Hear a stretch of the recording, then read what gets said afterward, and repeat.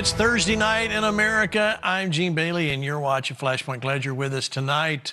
We're going to break down the truth. Lots of stuff to chat about. And let me introduce my panel. Lance Wallnau, Chad Connelly, and our good friend Rob McCoy. Rob, it's been a long time. Good to have you back. And Troy Miller. If you don't know who Troy is, he's a senior executive, over 30 years management business experience, and he's president and CEO of NRB. Thank you, Troy, for being here. We, of course, will be at NRB coming up here in just a few days. So, Troy, let me start with you before I get into tonight's topic.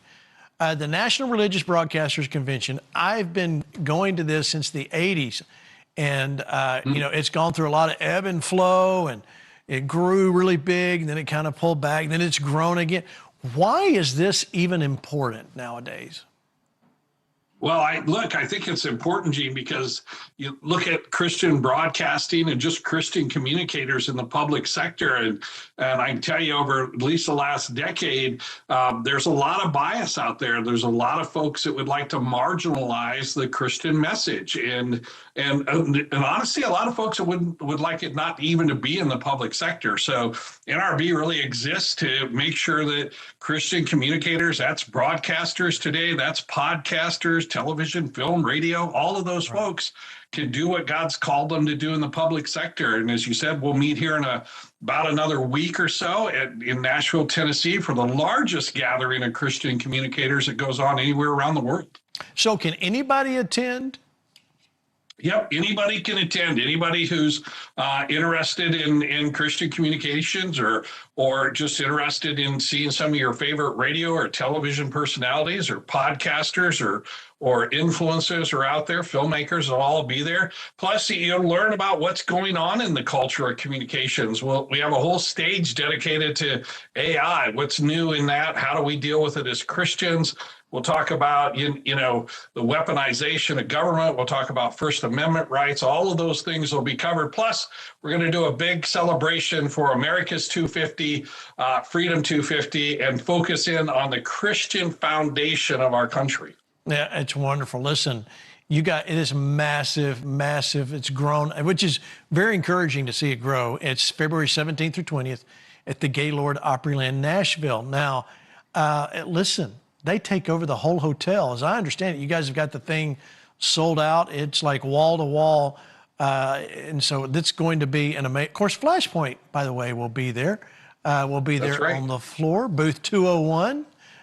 Come in. We're right after you walk through registration. Come by and say hi, and we'd love to see you there. All right, let's dive into some of the news of the day. First off, Chad, you were at a little event this morning. Tell us where you were and what it was. Yeah, good evening, Gene. How you doing, everybody? And honored to be with all you guys.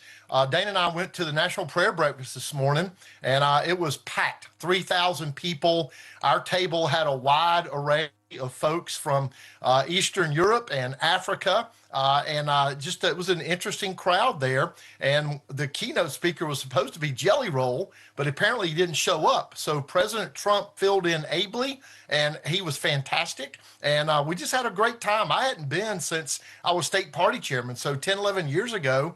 And it was very different because Obama was the president then. And of course, it was leaning quite far left. When I went that first time. And this was a totally different event for me and full of a lot of folks on our side of the aisle. Of course, it was a little bit of everybody, but it was a wide array of people, and it was a fun event to go to. All right. Well, I've got a few clips. You know, President Trump has a way of keeping to his prompter for a little while, and then he goes off. He actually said a person of faith can't vote Democrat. He said it. Watch. Presidents, they bailed out on you. They bailed out. They want to be neutral. They want to be neutral or against. You know, the Democrats are against. I don't know how a person of faith can vote for a Democrat. I really don't. And I know we have some here today, and I don't know why they're here, because they certainly don't give us their vote. I certainly know that we're not going to be convincing them to vote for a little thing called voter ID. It polls at 97%. And even the the people, the voters, are at 82% for voter ID, but the leaders don't want to approve it. They said they will strike. They will not allow it to happen. It's polling at over 90%.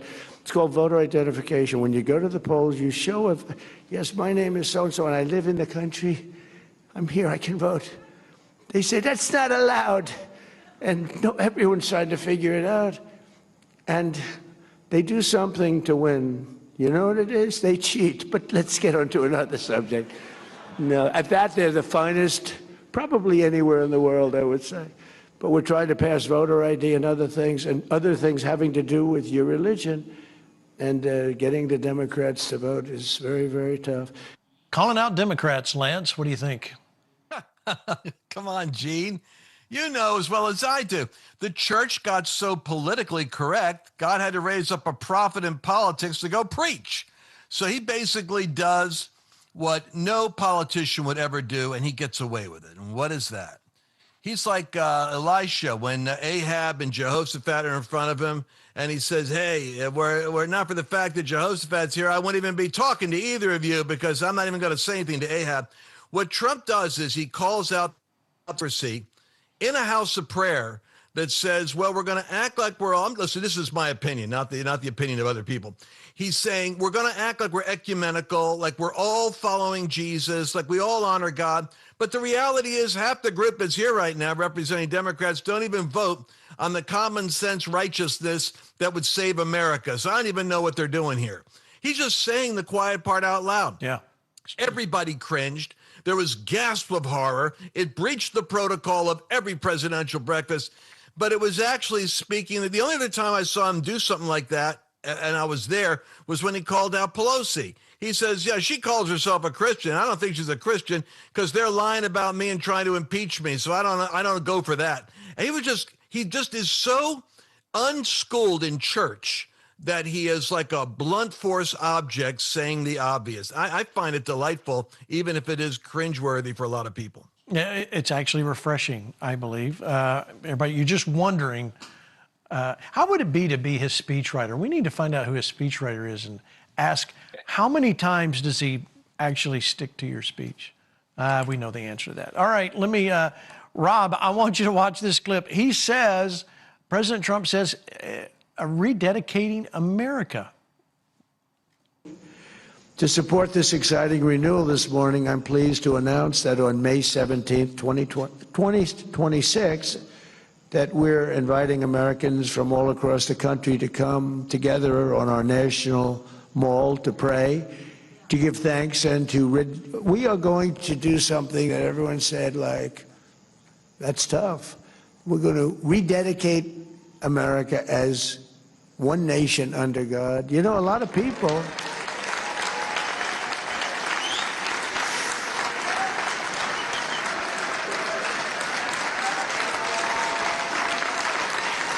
Thank you very much. It's good. That's what I mean by the Spirit. It's so incredible to see it. I see it so much. I've never seen anything like it in 1 year. I thought it would take 2 years, 3 years, 4 years to be where we are. We've done it in, really 10 months. We're at 12, but now it's just getting to a level that we've never reached before as a country. But that includes religion. And maybe that's part of the reason that we're doing so well. There's such great spirit. It's all spirit, and it includes religion. I've always said, you just can't have a great country if you don't have religion. You have to believe in something. You have to believe that what we're doing, there's a reason for it. There has to be a reason for it. We're all working and we're behaving. I behave because I'm afraid not to, okay? Because I don't want to get in trouble. Okay, Rob, your thoughts. He doesn't want to get in trouble. Yeah, well, he's echoing John Adams, who said only a moral and religious people can govern a republic. And he's waking up to that. I think what happened in Butler, Pennsylvania, really put the fear of God in him. And I think he's at a point where this is his last term. He's got things he wants to accomplish, and he doesn't mind the pushback. He's on a mission. And like Lance said, he says things everyone's thinking, but is afraid to state. And Christians sadly think that, and I say this often, that peace is the absence of conflict. It's not the absence of conflict. It's the presence of Christ in the midst of the conflict. You have to contend with the sword of truth. And he does that, and he does a good job. Now, you speak the truth in love, and some people think he's not loving. I do. I think he's loving enough to stand for the truth when no one else will. That's so true. He is standing for the truth. Okay, special speaker there. If you saw him, if you were paying attention to the wide shot in that previous clip, Pete Hegseth, War Department, he had this to say about warriors. Watch. And like Christ, in earthly ways, our brave warriors are not called to appease the world. They must confront it. We know we fight a physical battle, but ultimately grounded, as the president said, in a spiritual battlefield. Not only are we warriors armed with the arsenal of freedom, we ultimately are armed with the arsenal of faith, and have been from the beginning. Just as George Washington knelt in the snow at Valley Forge, appealing to heaven for guidance and protection, so too our warriors do today. You see, we talk about 1776 and 250 years, and that is rightfully fitting to do. But at the War Department, we're a bit of a 1775 department. We know that you can't have the freedoms of 1776 without the willingness to fight and defend it. Well, that's a mouthful, Troy. We have to have, and I think that's a call to everyone in the church about being a 1775 group. You don't have a 1776 without all the work that happened in 1775. But this Pete Hegseth, who's been on this show before, is actually going to be there at NRB. Tell us about that. That's right. He's going to be the keynote speaker for us on Thursday evening when we have our own celebration of America's 250th anniversary with Freedom 250. And so he'll be there. And he really did nail it. You know, not only did he understand that you had to have the warriors that are out there in front, that those warriors had to love their country and love their neighbors, their fellow neighbors enough. And we all know or at least we should know about the Black Robe Regiment, the pastors who were out there in the years before from their pulpits that were teaching and preaching about the tyranny that was going on. And of course, the pastor who finished that speech came out of his pulpit, took his robes on, donned his Minuteman outfit, and walked out the door. And so we're really excited to have the secretary with us.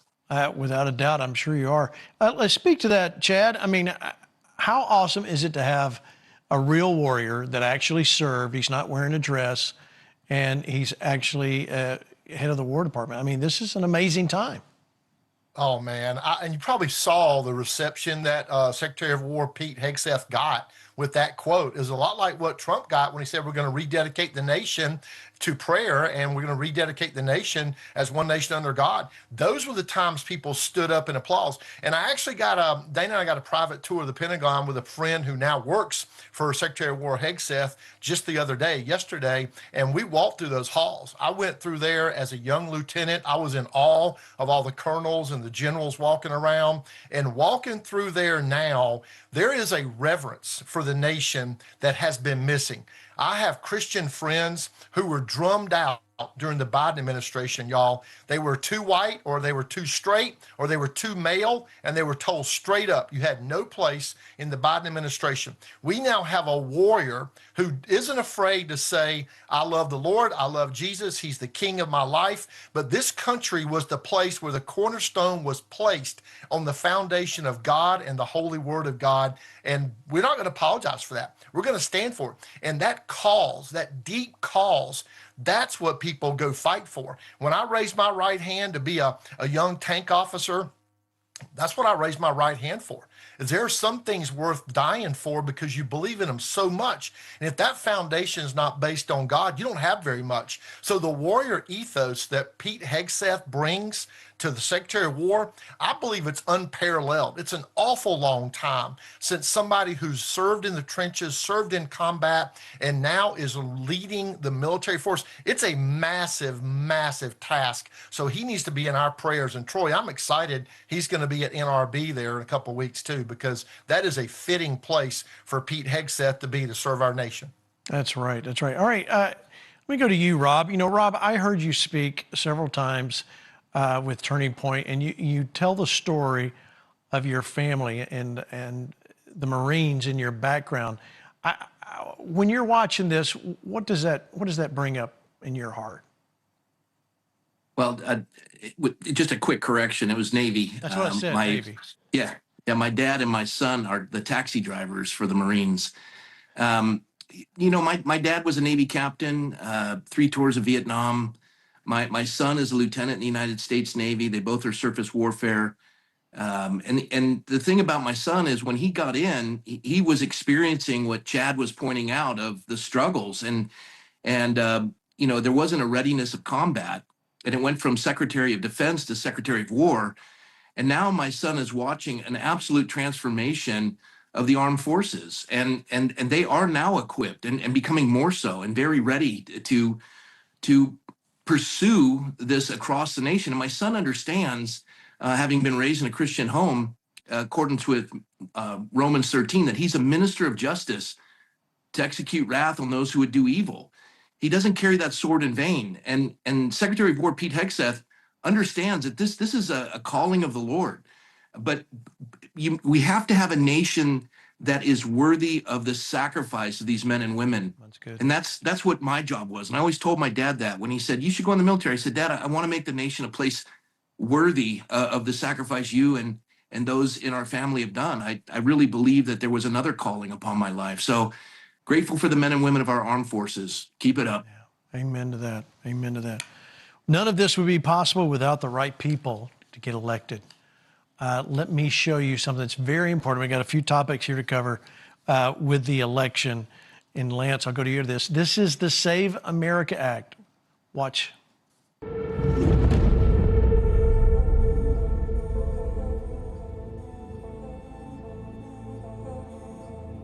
This is an issue of national security. Chuck Schumer wants to give amnesty to over 20 million illegal immigrants, literally replacing American voters with illegal votes. I think that that's really all you need to know about this topic. Pass the Save America Act immediately. The Save America Act isn't about political parties. It's about citizenship. It's not about race, color, or creed. It's about the rule of law applied equally to all. And it isn't about who you choose to vote for. It's about protecting the power of your vote. Because your vote only has power if it is protected by clear, lawful standards. When verification is weak, confidence in elections erodes, and democracy itself suffers. If you need proof of citizenship to get a passport, a federal job, or to serve on a jury, why wouldn't the same standard apply when registering to vote in a federal election? What's at stake is whether government derives its power from the lawful consent of citizens, or whether that consent becomes unclear. The Save America Act simply aligns voter registration with existing federal standards by requiring proof of U.S. citizenship. If you're already legally registered, nothing changes. Same process, same vote, same voice. Government exists to serve its people, not the other way around. Of the people, by the people, and for the people. Protect the vote. Strengthen our democracy. Pass the Save America Act. Save America Act, Lance, why are we getting so much pushback on just proving you're eligible to vote?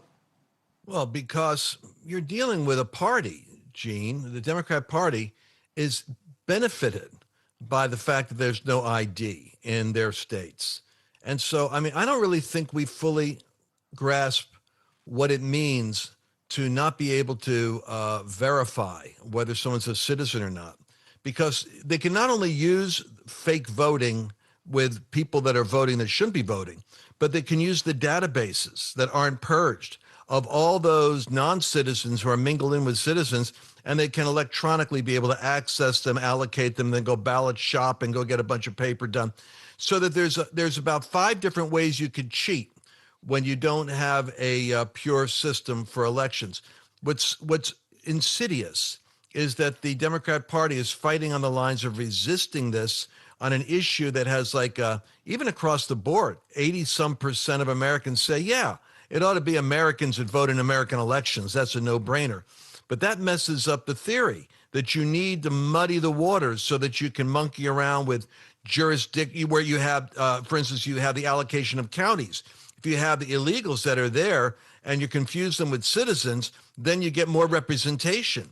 And so they're gaming the system every way they can. And our side better wake up. You better be talking to your senator. 5 are going to hold out. I'm not going to tell you who the 5 are right now, but I'm going to say everyone should contact their senator and say you better support this Save America Act. Without a doubt, without a doubt. And it's, let's go in the Wayback Machine and look back. What happened when President Obama went to vote? This is just like 11 seconds. Watch. Oh, you better be right. Hold on. I got my driver's license. Here you go. All right, did you catch that? Let me play it for you again. He walks up to vote. Oh, you better be right. Hold on. I got my driver's license. Here you go. Chad, why is that? Why is this such a big deal? I mean, I ask you the same question I asked Lance. I don't understand. Wouldn't we want that, have the right people voting? Common sense says we should, and we do, but it also demonstrates exactly how much has changed and how swiftly it's changed, Gene. Think about this. The entire argument now that the Democrats have is, well, it's racist and it's prejudice to make people have an ID. So if you're a minority, you ought to be completely offended that there's an entire party that's making an argument that you're too dumb to go find an ID when they have to produce an ID for other things as well. The other part about it's prejudice against minorities or immigrants or whatever else, and you're singling them out, it's the same thing. All their arguments are falling apart right in front of our eyes. But the digging in of the trenches, the opposition is hard to understand, except in the context of they must feel pretty deeply. They've got to have fake IDs and fake people and names to fill in the roles of people who are no longer with us and have assumed room temperature, or they're not going to win elections. When we clean up these voter rolls, we're going to find out just how bad this is. But I think what we're seeing right now is the big pushback shows you how much work we have to do. And Lance is right. You better be calling your senators. You better let them know how you feel, because this literally can save our country. Okay, Rob, you got a comment here? I do. There's 2 guys out here in California, Shiloh Marks and Joey Lopez, and they have been working on the inactive voter rolls. They've removed 3 million inactive voters off the rolls in California. And as Lance pointed out, the 5 ways to cheat, this is one of the key ways of cheating. And so they're just following the law. They're raising lawsuits in these counties, and the counties are responding. And so we have to do this on a multifaceted front. And then the last thing I just want to share, Gene, and you should have these guys on your show, by the way. I'll get you contacted with them. But the last thing I want to share is in Minnesota, they're trying to keep ICE agents out. And so they're using identification to let anyone into the area. And they're fighting to protect the legal immigrants by using identification. I mean, the issue's never the issue. The issue's a revolution. And that's always the problem with these Marxists. And they want to steal the election. They can't win by a free vote. And without a doubt. Okay, Troy, when I go to NRB, you want to see my ID. Yeah, that's right. We want to see your ID. You can go to the grocery store, you know, and unfortunately, if you're going to buy liquor, you got to have an ID. You can't do so many things in this country without an ID. But I think the key is that gentleman talked about here is, look, if you have a message that most of the country is not buying, and you realize that this communist socialist message, the only way you can get it in is to buy votes, then that corruption's going to be out there. I think they are afraid that if the IDs are there, they can't have all this corruption in there. They know they're going to lose elections. They have to rig this.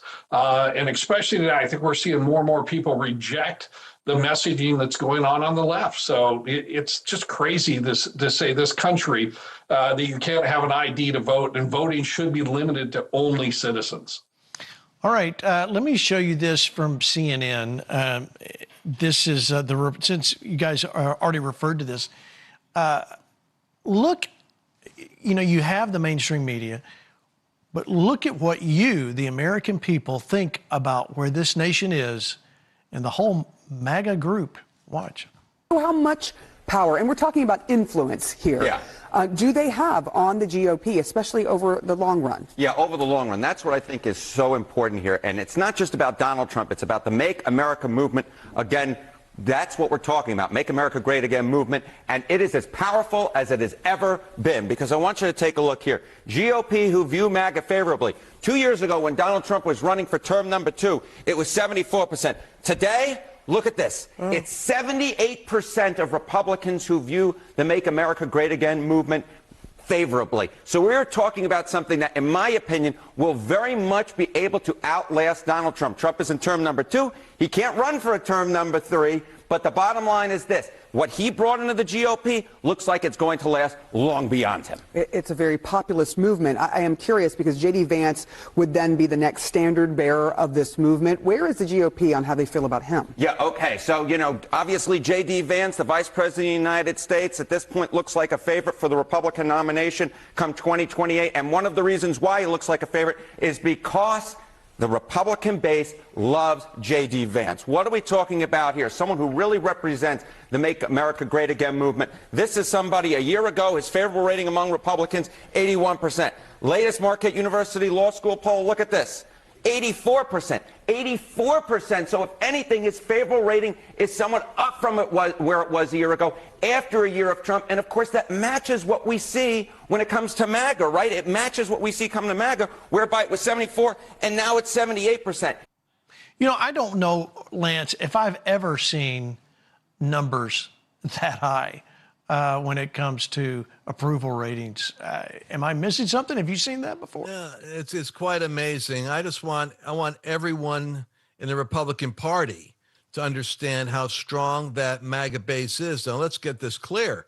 Half of that power of that is the unlocked potential of evangelicals and pro-life Catholics that are making MAGA so strong. Programs like this and podcasts that are influenced by this faith narrative are what's fueling that MAGA power. So I've not seen anything like this. It's going to be around. By the way, I'll predict something. Someone told me that JD might be encouraged to have Don Jr. as his running mate. I'm going to throw that out there now for one reason. People are going to long for a link to Donald Trump when the old man isn't there. And I think the implication might be Don Jr.'s got the ear of the president has a voice into the administration. I'm just going to predict you're going to watch some push for that because they're going to want to keep Trump connected to the White House. But Marco Rubio is the sleeper cell that most of the Christians want represented, at least in a primary battle. They really think he's the guy they want close to the Oval Office. So I'm throwing it out now, but it'll come back to us later.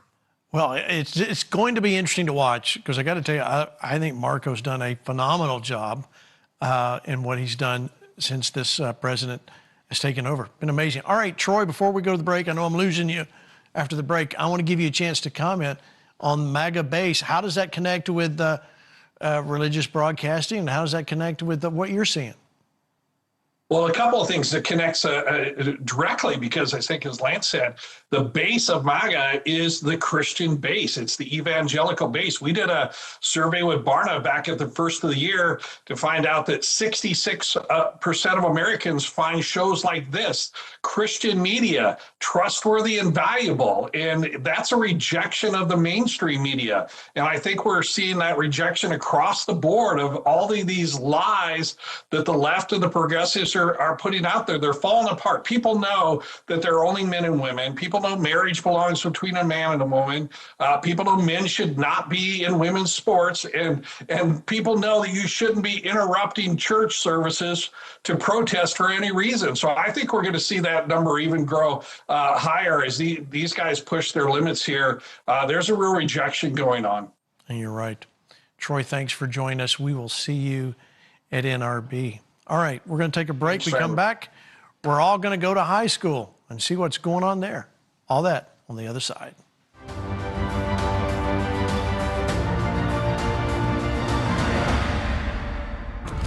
Idaho, Wyoming, Utah, Nevada, and Montana. Join the FlashPoint Army on March 12th and 13th for a power-packed FlashPoint Live event in Boise, Idaho at Awaken Church. Join Gene Bailey, Jurgen Matthesius, Hank Kuhneman, Lance Wallnau, Rick Green, Mark Meckler, Nate Schatzline, John Amanchukwu, Russell Johnson, as you will be inspired and impacted.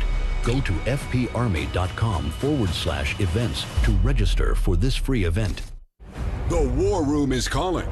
Join the FlashPoint War Room, a powerful community of believers standing together in prayer, unity, and bold support. Get exclusive updates on what God is doing right now through this movement. Stand in faith, stand for truth, and stand with FlashPoint as we press into what God is doing in this season. Whether you're a pastor, intercessor, or a passionate viewer, this is your call to action. Go to fparmy.com and join the War Room today.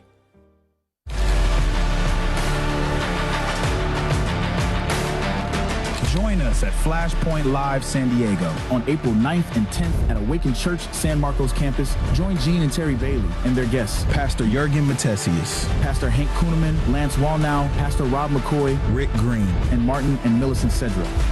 You are going to be trained, equipped, and empowered during this dynamic 2-day event. For event details and to register for this free event, go to fparmy.com/events. When you show up in FlashPoint gear, you're more than a fan. You're part of the Army.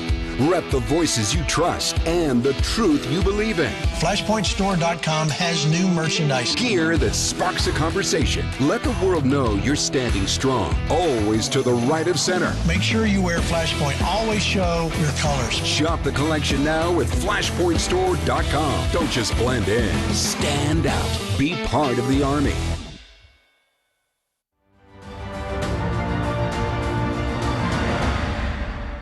We're back for the second half. Listen, I want to mention real quickly, yes, we will be in Boise March 12 and 13 at Awaken Church on East Sonata Lane, Meridian, Idaho. And you saw all the speakers. People are responding in a big way. Listen, we need to see you there. It won't be the same without you. So come join us. It's a free event. Go online there and register, fparmy.com/events. Free event. We would love to have you there. Now, April 9 and 10, we will be in San Marcos campus of Awaken Church in San Diego, California. And, we're going to have a good group there. Pastor Jurgen, of course, will be leading us. Lance Wallnau, Hank Kuhneman, Rick Green, Rob McCoy will be there. Martin and Millie Cedra, Terry, me, and more. Listen, we're going to have a great time. The Cedras, if you don't know who Martin and Millicent are, you're missing something great. That we are going to attack what's happening in America, the Islamification attempt to take over America. We're going to talk about it. So get ready. You want to bring your notes, your pens, because we're going to equip you with ways to fight back. And the first part of fighting back is understanding the battle you're in. So we're going to do that. The Flash Talks on Friday morning are going to be off the charts, and can't wait to see you guys there. We're going to have a great time. All right. Listen, last night, if you missed the show last night, it was just Lance and I, like it was on show number 1, me asking the questions and Lance answering. So we had a great time. If you missed it, go back and watch that, fparmy.com/media. The easiest way is go back to our YouTube channel. Of course, if you are a Rumble person, go to Rumble, and you can catch up on what you missed, always on social media. Thank you for watching. All right. Oh, and by the way, today was the big day. We are live here on Comcast Cable. Xfinity, the FlashPoint network, is now live, channel 1079.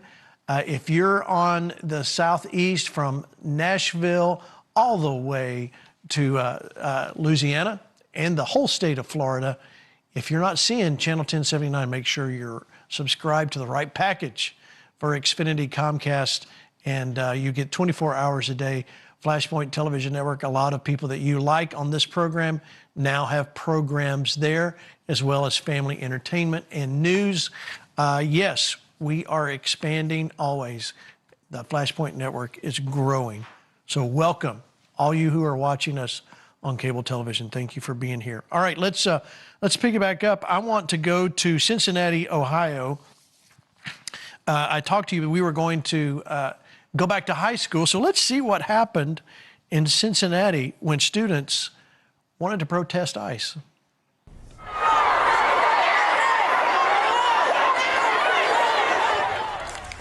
Students at Walnut Hills High School staged a walkout and rally in front of the school this morning. Hundreds of teens took part. They held signs and chanted, and also listened to speeches and poems calling for protecting immigrant families. Our goal is to let ICE know that not only are they not welcome here at Walnut Hills High School or in any Cincinnati public schools, they're not welcome in this city. Cincinnati is a sanctuary city, and we want to make it clear and we want to make it known that we are standing strong with immigrant families. Students say an email from CPS Superintendent Shauna Murphy says that immigrant students are welcome in the district. A statement on the district's website says CPS does not request or maintain records related to a student's immigration status. Okay, Rob, I'll give you first chance at this. I mean, first off, we have our job to do. We've got a lot of training to do. Turning Point's got a lot of work to do. You see kids like this, what's your first thought? Well, they're not going to school. They're not being educated. They're being indoctrinated.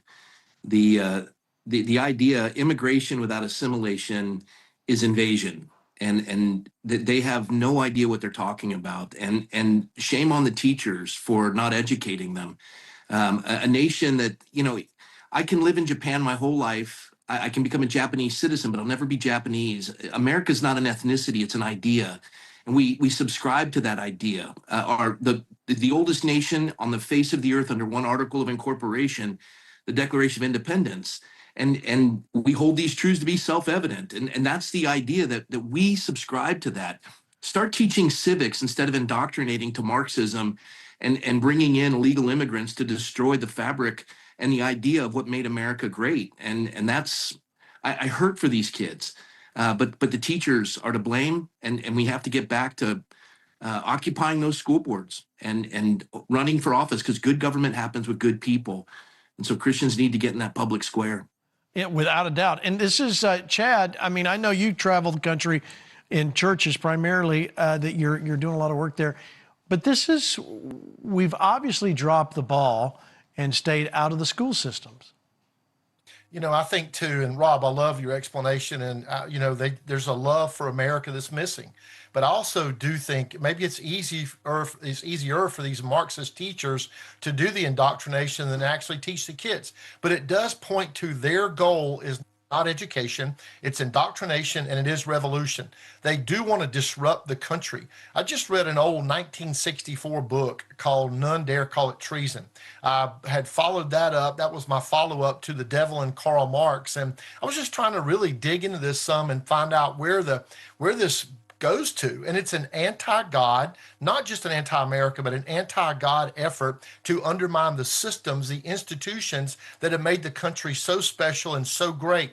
These people have been brainwashed, Gene, and I do think it's a multi-generational thing, because these teachers don't have a love for America. They're passing on their hatred. And if you ask them, well, where would you move to? Where would you go that's better? They have no flipping idea. They have no clue where they'd rather be than America. But nobody's taught them why this country's special. They don't tie it to the foundational aspects of God's foundation, the truth about America's founding, God's irreplaceable role. They have none of that in them. So all they see is revolution. All they see is disruption. It's a multi-generational problem that we've got to fix. And we as Christians need to take ownership of that. It's Christian schools, it's homeschooling, but it's also not disengaging from the public schools where 88% of the kids are still there. We've got to engage those areas and stay involved. We definitely have to stay involved. Listen, it's one thing when there was a student assembly, was always a time when I was in high school that was the time you skipped school. During all the commotion of changing classes and going to an assembly, you try to slip out. I mean, I was always there. So, that's what happened. All right, so I got some B-roll here. Lance, I want you to see what happened. Kids will be kids. Look at what happens in Florida. Hey there, we're protesting. Wait, let me get over this fence and see ya. We are out of here. That goes to what Chad's saying. They're just, it's something to go do. It's a revolution. Yeah, they don't know what they're really standing up for. Yeah, but here's the thing, Gene.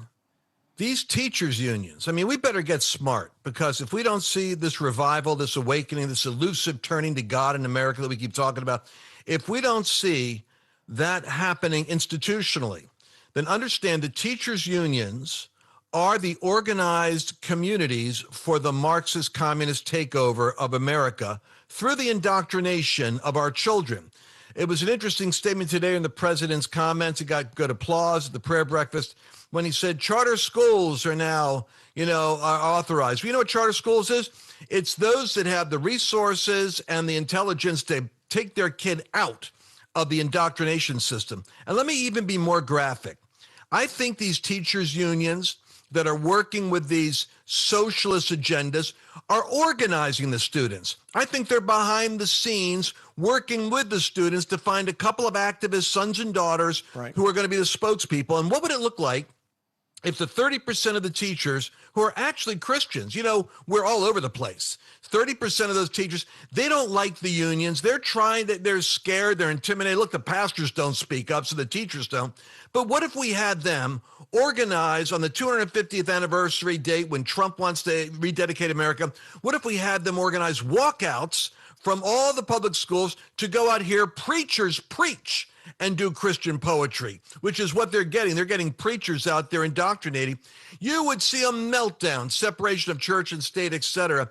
And I think we need to get a little bit more irritated that our children's brains are being molested by intellectual pedophiles who are robbing them of their innocence as young Americans and poisoning them against God. We went through this. It wasn't that long ago we were seeing everywhere exposing the LGBT agenda in schools and the flag. And we played a clip just the other day about this. This is just the next step, I think. Rob, what do you think? Yeah, I think so, Gene. Today I'm in the town. I have a place. My wife and I retired here in a sense in Coronado, and I went by the Episcopal Church, and there's the rainbow flag. And I thought to myself, you define who you are by your sexual preference, how shallow that is.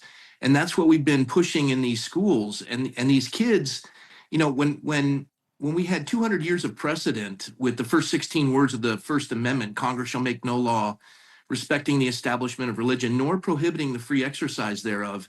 And then they flipped it by calling it the Establishment Clause. And then it was no longer freedom of religion, it was freedom from religion.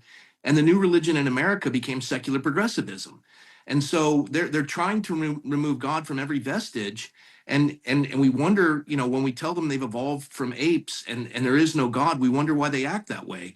And I think for Christians, the thing I loved about Charlie Kirk, among many things, is he never allowed his distrust of big government to exceed his trust in God. Yeah. And I think for a lot of folks out there, the problem seems daunting and overwhelming. And it's easy to sit back and complain about what Trump isn't doing or Trump is doing. But what are you doing? What are you doing? Any donkey can knock down a barn door, but only a carpenter can build one. We have a lot of armchair quarterbacks not doing anything. And I think, folks, we need to engage in the public square. Take back local government. Do something. In your circle of influence, in your community, own it. That's good. Chad, but how do we do that? How do we own it? I think it's the basics. It's the thing like, go coach a Little League team. Are you involved in scouting? Are you watching your kids' books? Do you check out your kids' books when they bring them home from school? I was a school board chairman for our kids' little private Christian school for 7 years, and we did that at our school, just making sure that the stuff that they're putting in your kids' brains is right. When kids bring stuff home, don't disconnect. Don't think that the schools are the babysitter system for you and your family. Find out what your kids are doing, get engaged, stay engaged, and then what I really really wish a lot more Christians would do is run for school board. We talked about it last time I was on the show, Gene. I think that that is a pipeline for a bunch of leftists. And maybe they're not going to church programs and church committee meetings and deacon meetings during the week. They're not worried about Sunday or Wednesday night services or whatever. They're not engaged that way. So people are going to be involved in something. And it sure seems like the left gravitates toward the school system, and there's a protectionism. I'm not sure how they've really done it, but they've got an incredible pipeline. And if you watch the people that run for state legislatures around the country and move on to federal legislative spots, they come out of the school board, the city council, and the county council. So Christians ought to be challenging people in your churches, in your Sunday school classes, in your Bible studies. Do you feel led to step into these places and serve in a leadership role? It's a big deal. We had a lady in my Sunday school class in Allen County in South Carolina that found 2 filthy books that were being put out from the summer school reading in our county, and she stopped them just by her activity. Yeah, it's so true, so true. We can make a difference. Let's see what President Trump said this morning. He was talking about the right to pray in school, which is something that's all near and dear to us. Here's what he had to say. We passed the largest ever expansion of school choice so that every parent has a chance to send their child to a school that shares their values.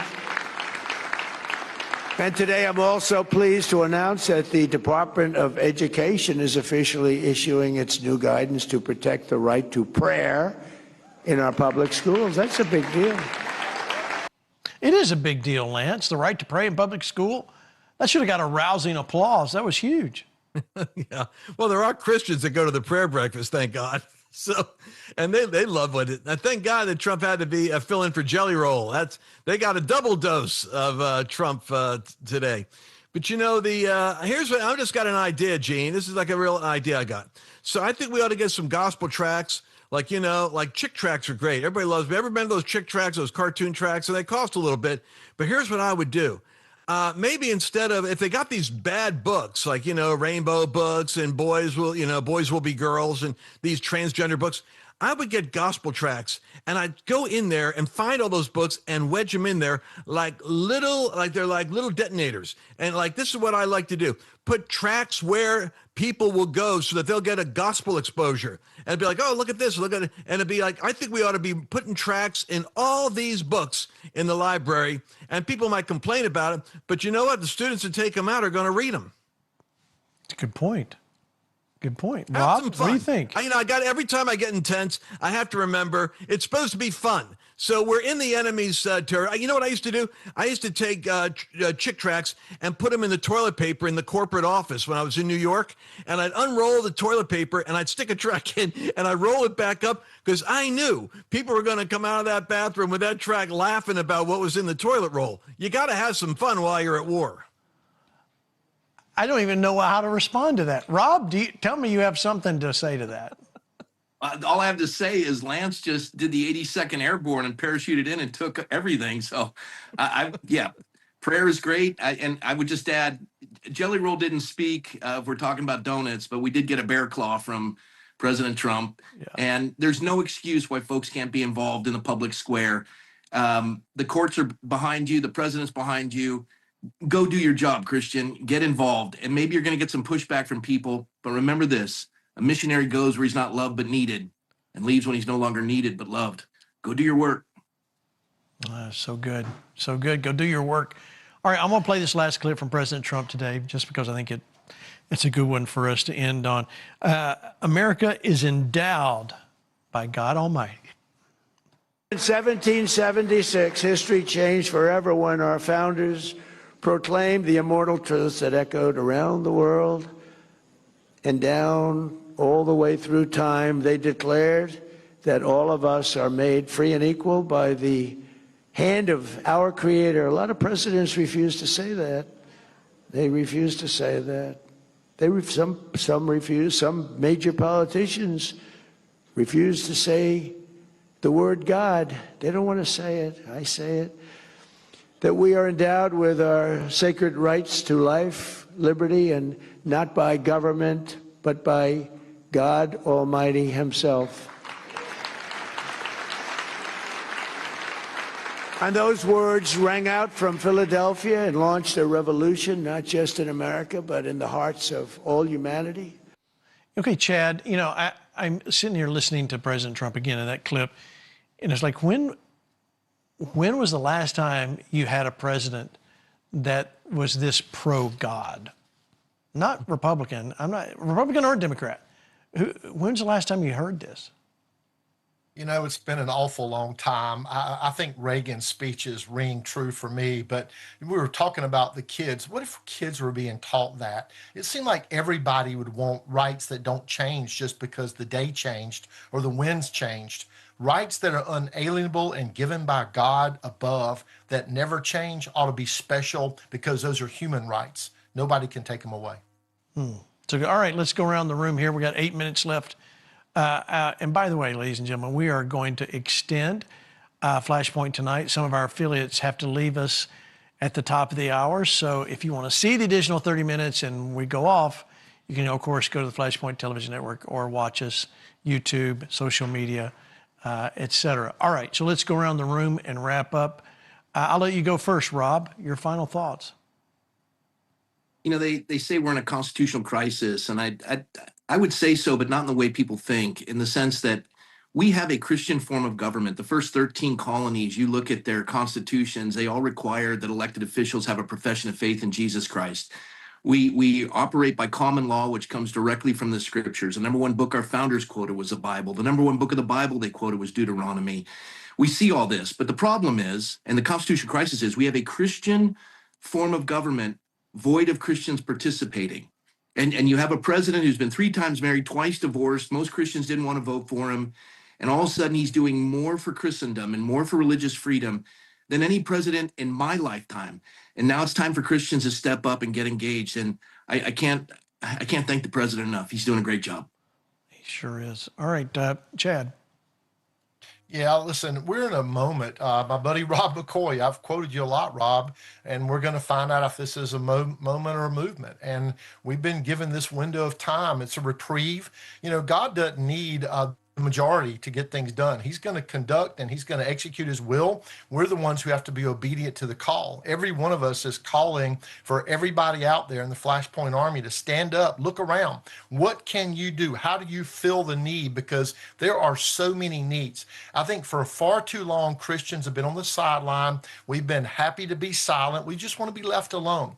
I don't believe that's an option anymore, Gene. I think now is the time. If we're going to keep and preserve us a nation, it's going to be what Christians do in this next year with the midterms coming up, the next couple years, so that we can have enough time that we actually hold this nation and keep it another 250 years.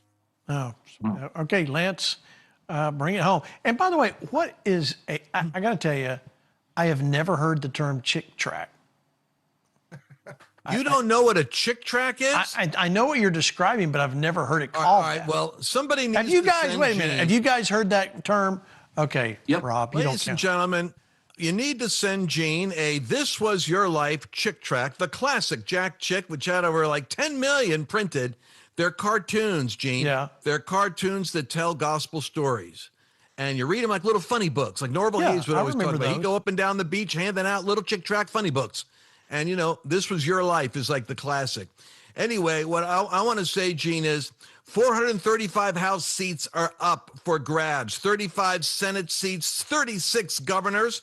Only about 5 states are really going to be critical: Michigan, Pennsylvania, Arizona, Georgia, Iowa, North Carolina. I want our FlashPoint Army to know that our side is asleep at the switch. I think maybe we're thinking Trump's taking care of business and we're not aware. The left is literally ready to chew glass to get back in power. They are hungry, almost demonically so. We've got to get focused. We are the loyal Holy Ghost opposition to the devil. No one else is going to take your place. You've got to show up, because there's an apathy and a distraction that is in our movement, and it won't be a movement if we don't wake it up.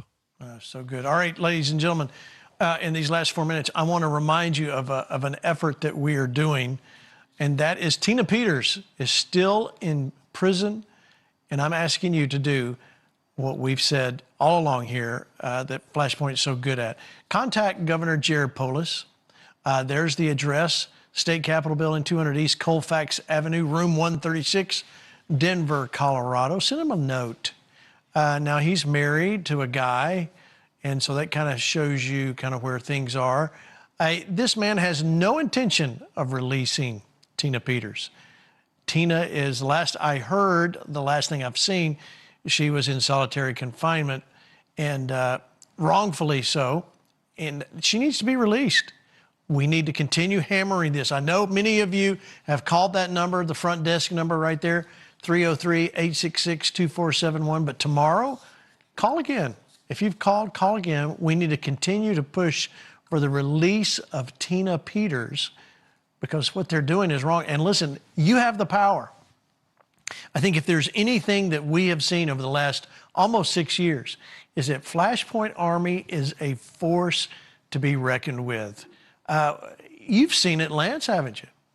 Yes, I have, my friend. And I think that we're in a critical moment right now where it's an inflection point. I really feel that this date that Donald Trump set for a national rededication to God, I think, Gene, you and I ought to take that as a point, like a Mount Carmel moment, when God sends fire on America, because I think the left is going to be even in opposition to that. Oh, so good. So call Governor's Office front desk, 303-866-2471. Chad, does this really make a difference when we call? Man, I'm telling you what, I have never seen legislative staffs and governor staffs jump like when they get organic, just grassroots phone calls from people out there who care. So yes, absolutely. No, we are also, let me remind you, we're going to do a program. We spoke with John Graves today, Million Voices. We're going to work on some other program. We've got, listen, March 3rd is huge. We're going to talk about this in the next half hour of what we need to vote, especially here in Texas. Crucial vote that we're going to have to take care of. But if we don't take care of it here, we're going to be missing some things. Proposition 10, we're going to talk about that the next half hour. Rob, you're the king of one-liners. I got a minute and a half. Wrap it up for me with one of your Robettes. Okay. Well, when Chad was talking, and so was Lance, and I was thinking about your call to the governor in Colorado. Remember, folks, politicians are actors performing a script written by the audience. Write the script. Call, let them know you're upset, get her out of jail. And Trump was facing 700 years in prison. All the J6 folks, they have a scorched earth policy. It's time we stand. Write the script. Don't take your foot off the pedal. Bless you all, and thank you. So good. That was perfect, Rob. Let's pray. Father, we just lift up Tina Peters. Strengthen her right now where she is. Father, there in that jail, whether she's in solitary confinement or wherever, give her strength, Lord. Thank you, Father, for paving the way for Governor Polis to sign the deal and get her out of jail. We call her free in the name of Jesus. May it be so. I'm telling you, we've got a lot of work to do, you and I. Listen, we're going to be back right after the break here for the next half hour. We're going to continue to talk about what's going on March 3rd, Sharia law, Islam, and anti-Semitism. There's this cool ad that's going to be playing during the Super Bowl. You got to see this. We're going to show it to you. Sneak preview of what's coming up at the Super Bowl, as well as what's going on around the country. Thank you for being a part every day. 5 nights a week now, FlashPoint is on in your bedroom, in your dining room, in your living room, in your car. We're not backing down. See you next time.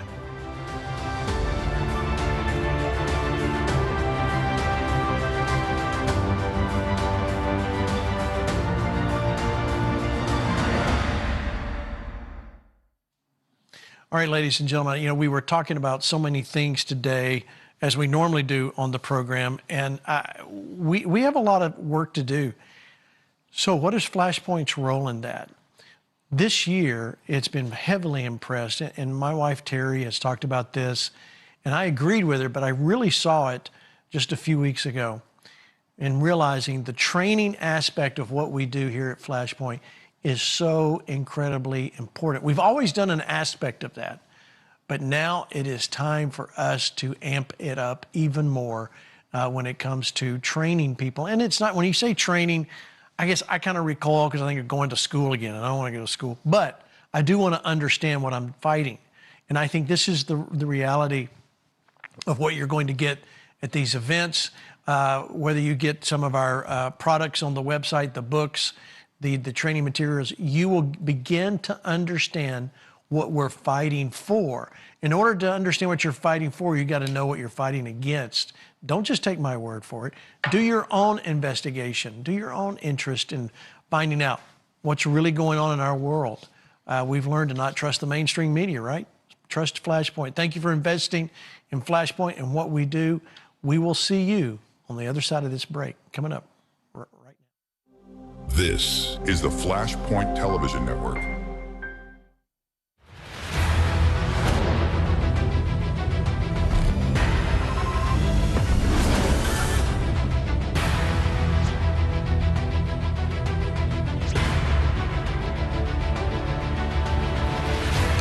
Welcome back to bonus edition of FlashPoint. I'm here with Lance Wallnau, Pastor Rob McCoy, and Chad Connelly. All right, so we talked about what's going on. Let me show you what's happening in California, Rob. This is Proposition 50. What did the Supreme Court do? Watch.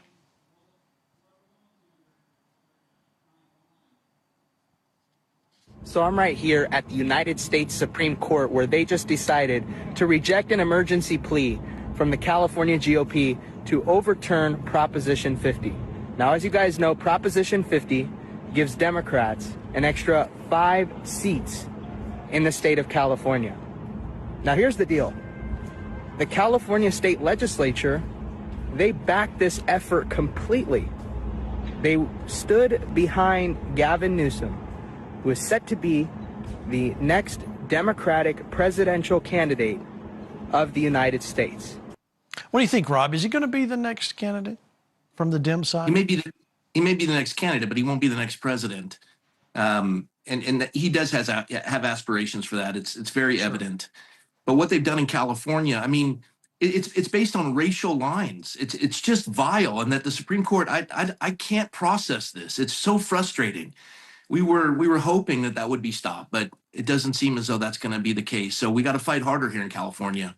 It's a tough state. I've asked God to deliver me from it, but he said, no, I got to stay here and keep fighting. Hey, Chad, while Rob is there fighting, I believe what we've seen, the data, one of our most watched areas on FlashPoint is California, the West Coast, and specifically Southern California is one of our higher watched areas, because I believe there's a lot more red in California than what the mainstream media is trying to tell us. You know, this is interesting because all this gerrymandering started with the left, right? It was racially divided lines. I know when I was state party chairman in South Carolina, I got to take part in the redraw after the 2010 census.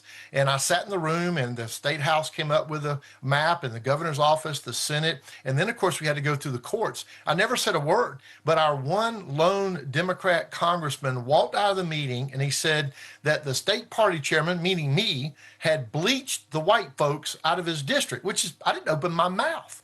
He had bleached the white folks out and made his district more black. Now, here's the thing. This thing's going to cut both ways. Do we have the courage in the red states, the conservative states, to play the same game and add on to the congressional districts? Because we already see people are voting with their feet. They're moving out of places that are high taxed and high government intrusion. They're moving to states like Texas and Tennessee and South Carolina and Florida and places like that. So those states are going to add numbers. This whole story is yet to be written, y'all. Keep your eye on this, because what are the red states going to do in response? It's a good question. Lance, what do you think? Well, so what happened in Texas, we got those 5 districts. They could have had more. Right. They stopped at 5. Then Indiana didn't have the courage to do what California did. Ohio also kind of balked at doing this. We have a problem, Gene. The left is willing to play rough and is sold out to doing their agenda. And the right is waffly and sometimes rhino. So like in Texas, we know that a lot of our challenges, that our legislators are dominated by people running as Republicans that do backroom deals with Democrats and give them the power to be able to control a lot more than they should. So one of the dirty little secrets of going under the hood with the MAGA movement is that we Christians that got involved, all of us on this program right now, did it as believers. We didn't do this because we have a passion for politics. We kind of are sticking with it because it's a righteous calling. But the reality is, at the state level, there's the uniparty problem in a lot of our states, and the Republicans are Republicans in name only. And if you really want to save America, we're going to have at some point the courage to effectively primary the local problem, because for what we just heard about being able to take back those counties in the future, we're going to need the will in the Republicans to do so. And that's a challenge right now. It sure is. Sure is. Amen. All right, let's move to, I wanted to get to this during the first hour. We just didn't get there. Let's talk about Islam in Texas. Some things, and you go, well, I don't live in Texas. Okay, but you need to watch. You need to see, we should have been watching England. We should have been watching France. We should have been watching Germany.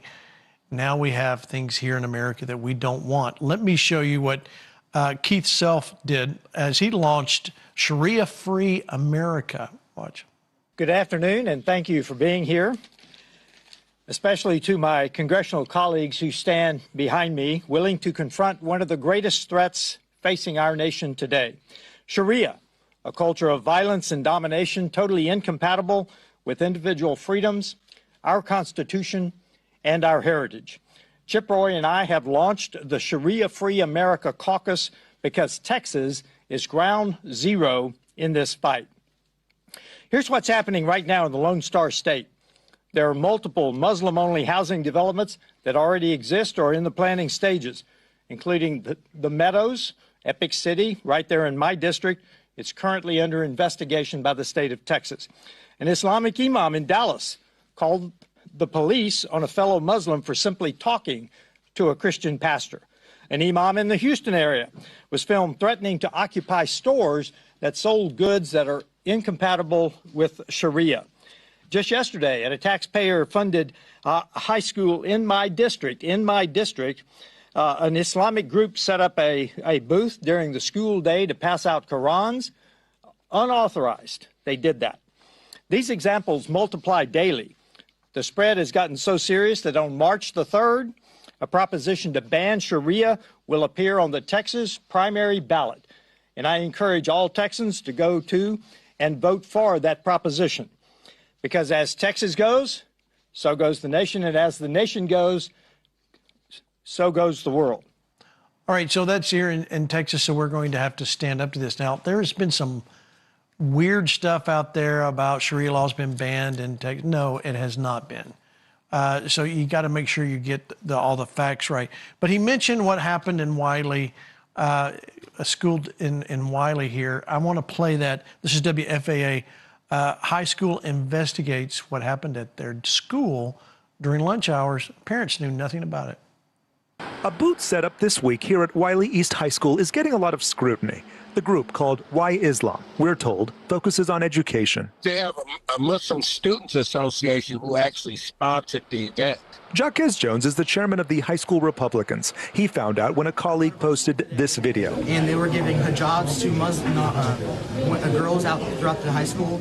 Parents who are sending their kids to schools in the state of Texas with the presumption that they're going to get a good education, they don't expect their kids to come home with a Quran and hijab on their head. The district tells us the booth was open to all students during lunch. There were materials on the table like the Quran, even stations for henna designs, and to try on a headscarf. Mustafa Carroll with the Council on American Islamic Relations says the booth was informational. They don't proselytize and they don't press anybody to take anything. As long as it's student-led, that's a whole different story. The district sent this letter home to families regretting what happened, said the group did not have approval to distribute materials, and guest speakers can only speak directly to student clubs in a classroom where all parents have signed permission forms. This situation is not about religion, politics, ideology, or any personal belief system. It is about a procedural breakdown. If proper protocols had been followed, this incident would not have occurred. We take that very seriously. Mistakes were made, and we take full responsibility. It's not that it offends anybody. My concern is that parents were not acknowledged. They were not aware that this was happening.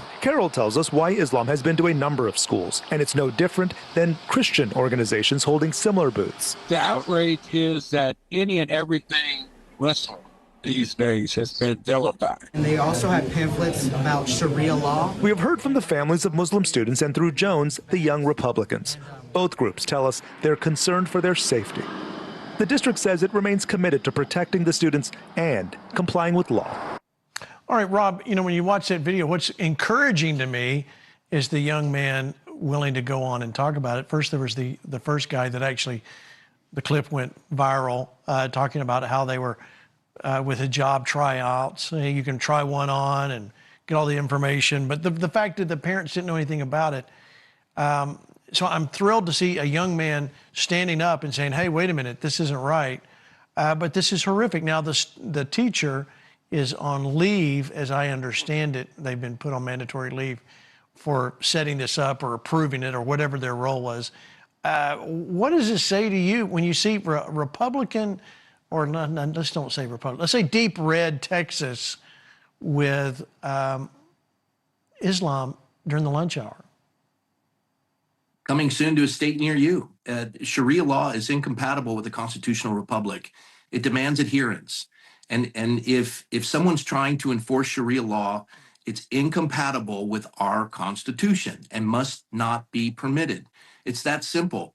If you are a Muslim and you're a moderate Muslim and you don't subscribe to Sharia law because you see it antithetical to Western culture, well then, welcome to America. It's assimilation. It's not immigration where you get to come in and replace our form of government. Sharia law does not fit in a constitutional republic and thus must not be permitted, certainly in our school districts, let alone throughout an entire state.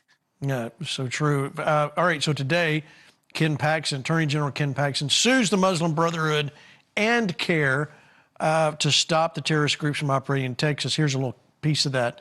The Muslim Brotherhood is a radical terrorist organization that exists to usurp governmental power and establish dominion through Sharia law.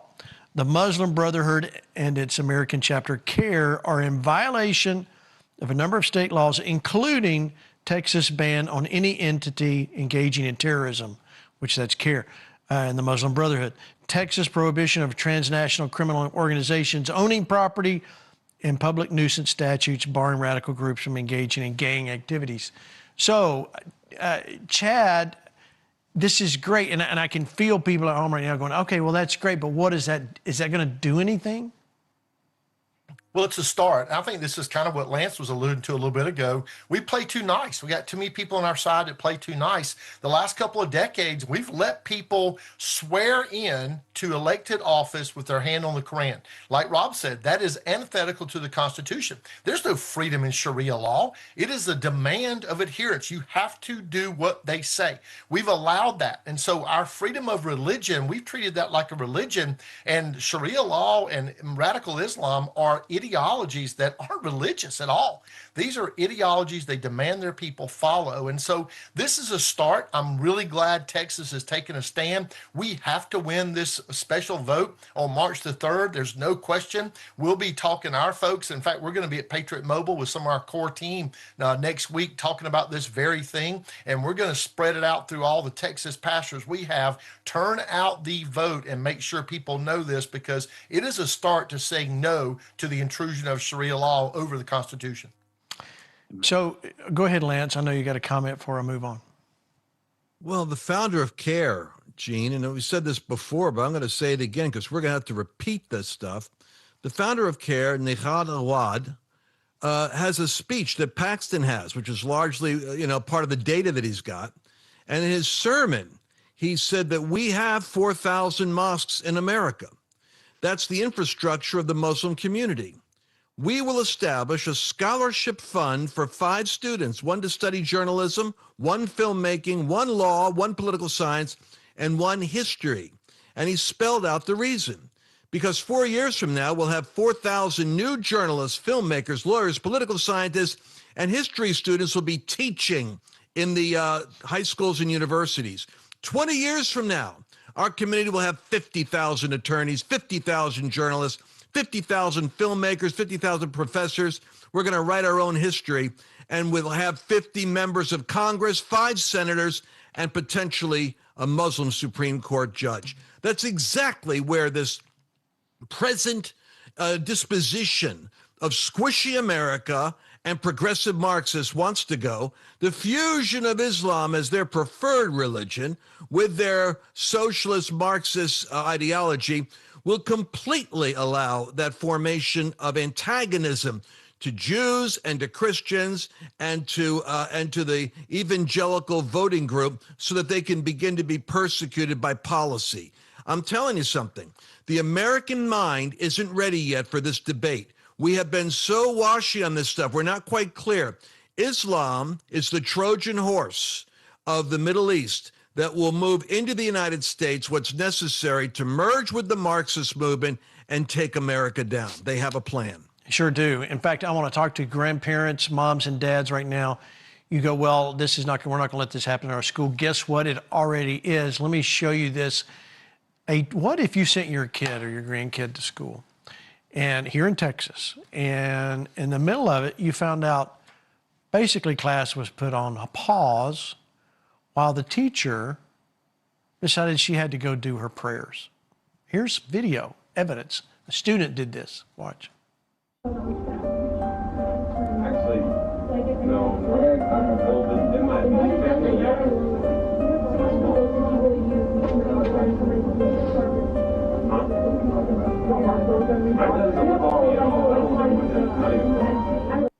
Our kids do deserve better, Rob. Yeah, they do. And I was delayed coming back from Vienna, the ADF International Pastors Conference, and I got stuck in Heathrow overnight.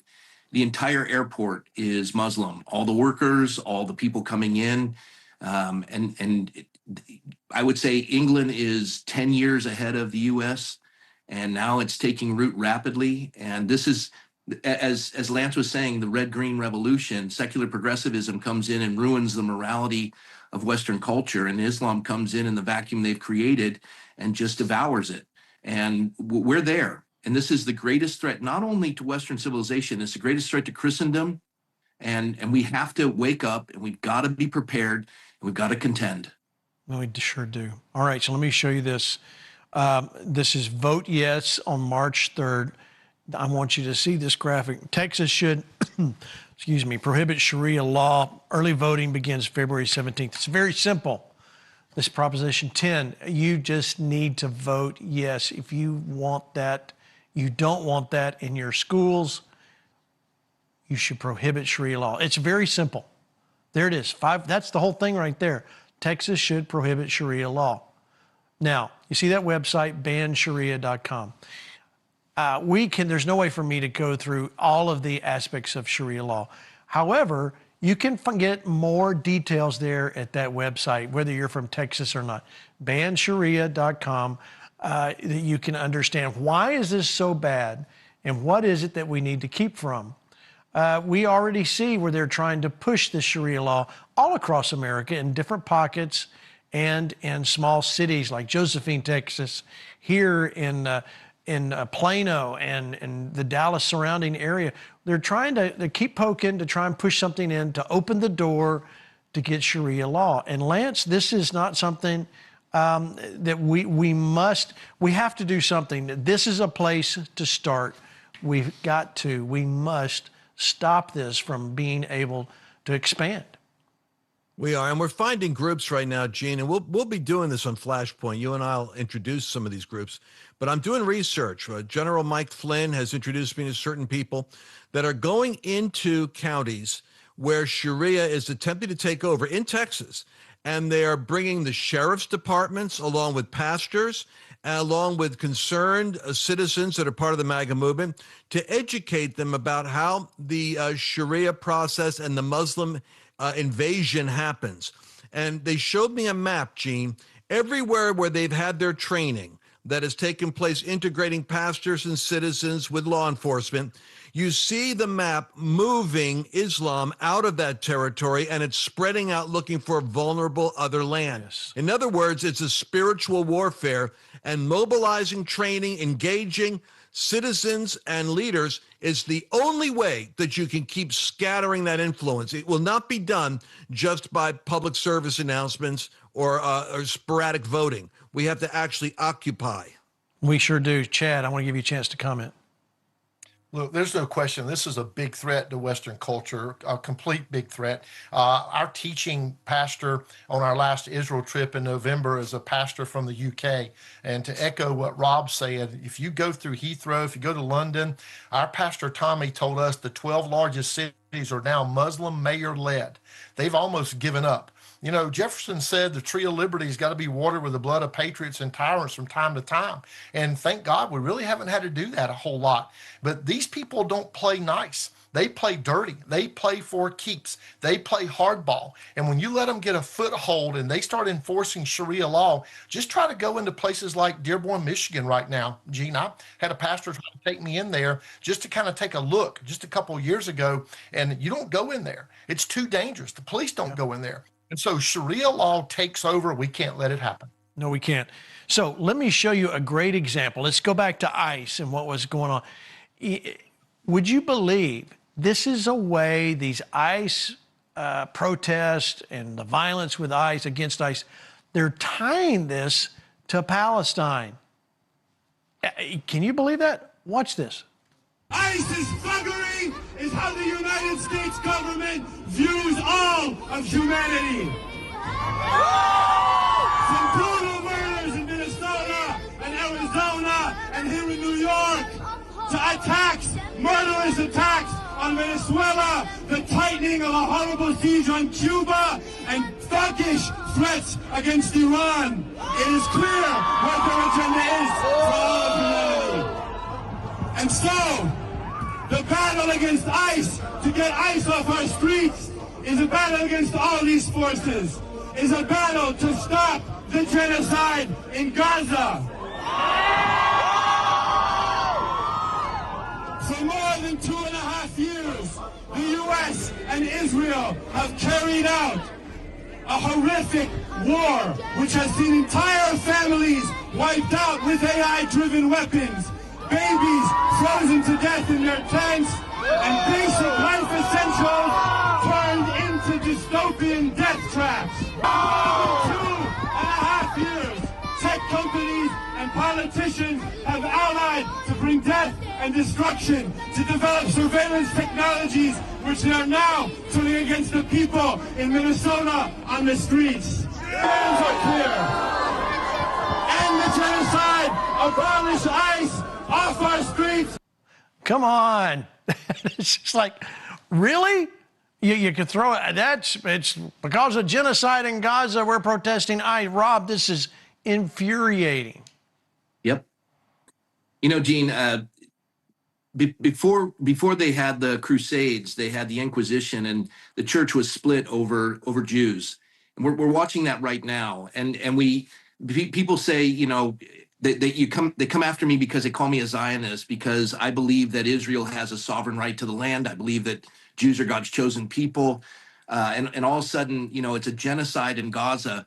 But and we're talking about 15 million Jews, of which about half live in Israel, well, maybe a third, and then a third in the U.S. and a third scattered worldwide. But 15 million Jews run the world and dictate America's foreign policy. But forget about the 2 billion Muslims and the 50 Muslim nations, which is 90% Muslim or more, where the indigenous people, you want to talk about genocide, Druids, you know, you just go down the list, and they neglect that. And we're watching as a church is being split over this, and we have replacement theology, and this is just a door opening for Islam to just roll in. Yeah. We need to wake up, America. We really do. And we're watching the conservative movement push this ethno-nationalism into the conservative movement, and it's very dangerous, and we need to wake up. We sure do. All right, Lance, I'll give you a minute to comment. I want to roll this anti-Semitism Super Bowl ad, but I wanted you to comment on it. All right, well, I just want to say, Gene, I can't believe you made us watch that guy's entire speech. That's I mean, this is like what Bannon does with his cold opens. It tortures me. I mean, I don't listen to this. I got to come on here to hear this guy. But what's really weird, how do you tie Gaza, Iran, which is killing 20,000 of its own citizens, ICE, which is removing criminals and rapists out of from Venezuela out of our cities? It's interesting how the devil could thread the needle so that every single, I mean, he didn't get the cross-dressers yet, but any kind of weird thing that they could unite together, all got united together with people mindlessly going, oh. I want to do a profile on what the makeup is of a typical person that attends a rally like that, because I think it would be interesting psychological data. That's all I'm going to say. I agree. You know, and why is the audio always so bad? They have so much money. Why is the audio? Okay. All right. I showed you I wanted to play this. I got to go to it. This is going to be airing, and they're in the Super Bowl. Watch this ad fighting anti-Semitism.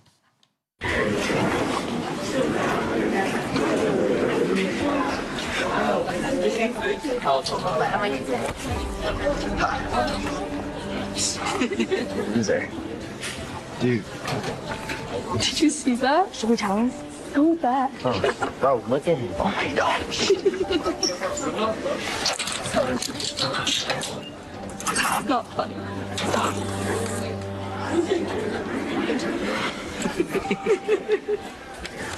Do not listen to that. Thank you, man. I know how it feels.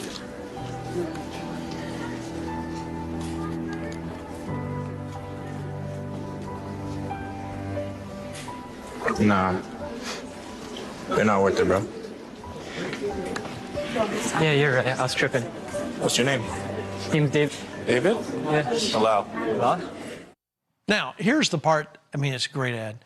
But Robert Kraft, owner of the New England Patriots, $15 million he paid Chad to run this, I guess produce it, but also to run it during the Super Bowl.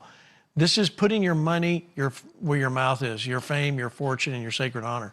He's doing it. And this is what we have to be able to understand. America is at stake. And this is what we need to do. All right, I got 2 minutes. I got to go around the room. You first, Chad.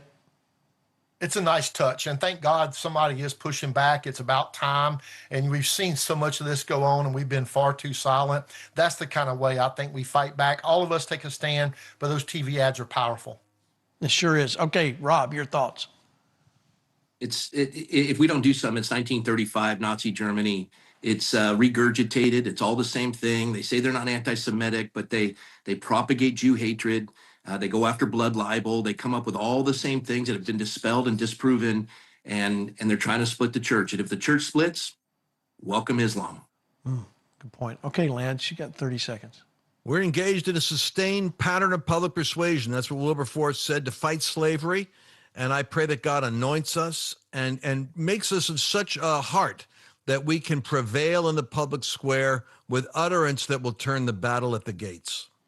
Well, thank you, gentlemen, for sticking with us for that extra half hour. I know you enjoyed it. Everybody's commenting on social media. Listen, tomorrow night, Floyd Brown, John Amanchukwu, Alicia Ferrant, and Rick Green join us as we wrap up the week. Listen, we've got to keep the faith in that, and that's just not a cute saying.